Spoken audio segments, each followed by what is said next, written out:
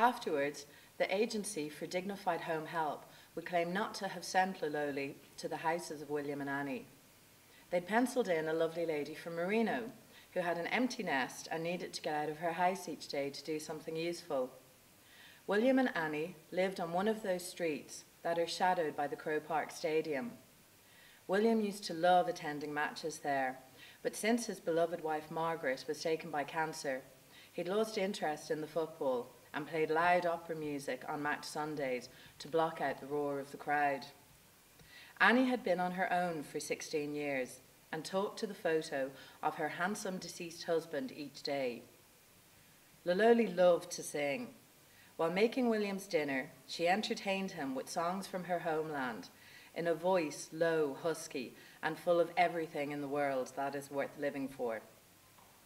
She dusted Annie's husband's photograph with great reverence and whispered into Annie's ear, "He's at peace now, my love. You need to find it for yourself." William and Annie's kitchens were adjoining. They sat down to their lonesome meals each day side by side, a wall dividing them. It was on Valentine's Day that all changed. Lololi had spent all morning preparing dishes for her two charges. She set each table and put the best linen they owned on the scuffed surfaces in each kitchen. Annie muttered that it wasn't worth it, but William secretly liked to see his wedding table on the kitchen table.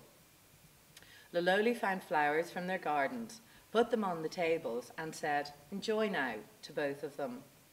Lololi was never seen again. A passing cyclist said later that he had seen a beautiful middle-aged African lady place her hands on the wall dividing Annie and William's house. She had smiled as she left.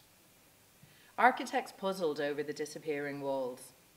Science could not come up with a solution to how Annie and William had suddenly faced each other as their kitchens became one. Annie and William were momentarily stunned, but proceeded to eat the beautiful meal Lololi had prepared for them. Maybe they just believed in miracles. Or maybe they always knew that Lololi was sent to unite them. William explained to Annie while they ate their meal that he had looked up the meaning of her name and had written it down.